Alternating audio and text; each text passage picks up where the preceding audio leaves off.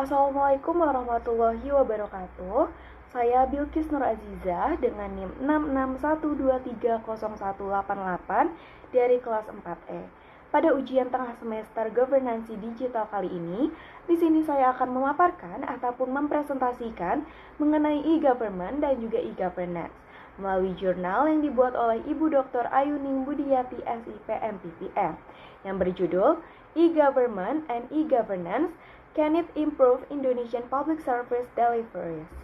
Di sini saya akan menunjukkan mind mapping dari jurnal kali ini, yaitu E-Government and E-Governance, Can It Improve Indonesian Public Service Deliveries? Baik, yang pertama, di sini saya akan memaparkan mengenai definisi dari e-government dan juga e-governance itu sendiri. Karena e-government dan juga e-governance memiliki definisi yang berbeda. E-government itu sendiri memiliki definisi penggunaan teknologi informasi dan komunikasi atau biasa kita sebut dengan TIK, yang dikelola oleh pemerintah untuk meningkatkan efisiensi dan efektivitas serta transparansi dan akuntabilitas dalam layanan publik itu sendiri.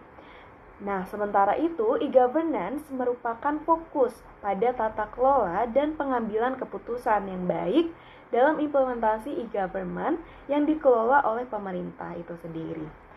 Selanjutnya, di sini kita akan membahas permasalahan yang ada pada e-government di Indonesia.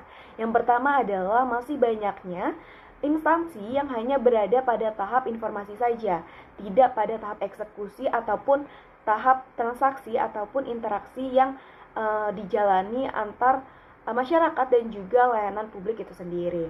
Yang kedua adalah hambatan besar yang datang dari keterbatasan infrastruktur TIK itu sendiri, dan juga kualitas sumber daya manusia yang belum cukup memadai dan kurangnya koordinasi antar lembaga ataupun stakeholder. Dan terakhir adalah masih banyaknya korupsi dan praktik percaloan. Hal ini marak akibat dari prosedur manual yang terjadi pada saat tatap muka pelayanan publik itu sendiri. Selanjutnya di sini kita akan melihat tantangan apa yang terjadi pada saat ini yang harus dihadapi oleh pemerintah untuk melakukan e-government ataupun e-governance itu sendiri. Tantangan yang pertama adalah kurangnya pengelolaan situs web yang baik dari pemerintah. Hanya 45% dari 6.000 situs aktif yang dapat dikelola dengan baik oleh pemerintah. Yang kedua adalah ketimpangan akses internet dan juga listrik yang masih terjadi khususnya pada daerah terpencil. Dan yang terakhir adalah belum adanya standar internasional ataupun e-procurement dan UU transaksi elektronik yang mendukung untuk transaksi daring yang terjadi pada saat public service melalui e-government itu sendiri. Selanjutnya adalah strategi yang dilakukan oleh pemerintah untuk menghadapi tantangan yang terjadi pada saat ini. Strategi yang pertama adalah adanya Inpres ataupun instruksi presiden, yaitu melalui nomor 6 di tahun 2001 dan juga nomor 3 di tahun 2003 berdasarkan dasar kebijakan nasional e-government itu sendiri. Yang kedua adalah penerapan SIN atau yang biasa kita sebut dengan Single Identification Number. Hal ini untuk mempermudah akses layanan publik melalui seperti KTP, SIM, dan juga NPWP. Dan yang ketiga adalah penghargaan e-government yang dilakukan oleh Warta Ekonomi untuk mendorong inovasi dari layanan publik itu sendiri.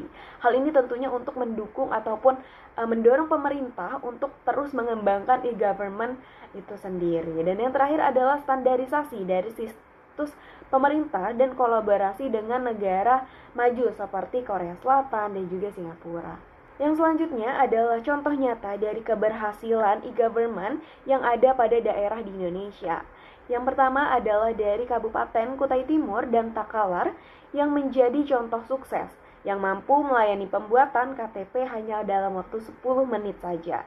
Dan berbagai izin bisa selesai dalam 1-14 hari saja melalui sistem online e-government mereka. Dan yang selanjutnya adalah implementasi dari SIMTAP atau Sistem Informasi Manajemen 1 Atap. Hal ini mempermudah masyarakat untuk mendapatkan layanan secara efisien dan transparansi. Dan yang terakhir adalah kesimpulan. dari e-government and e-governance can it improve Indonesian public service deliveries? Apakah bisa e-governance itu bisa mengimprove e-governance dari public service ataupun pelayanan publik di Indonesia? Kesimpulannya adalah e-government di Indonesia masih dalam tahap awal dan perlu banyak perbaikan tentunya. Jika dikelola dengan baik, e-government dapat mengurangi korupsi, meningkatkan efisiensi layanan, dan juga membantu pembangunan tata kelola pemerintahan yang baik. Dan yang terakhir adalah IT governance yang tepat di semua tingkatan pemerintah, yang sangat penting untuk memperkuat layanan publik yang baik.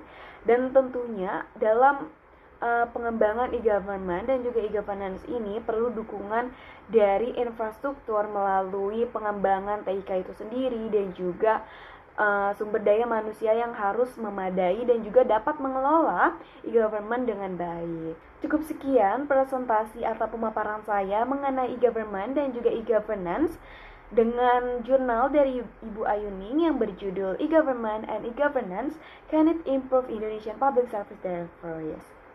Cukup sekian presentasi saya, kurang lebihnya mohon dimaafkan. Wassalamualaikum warahmatullahi wabarakatuh.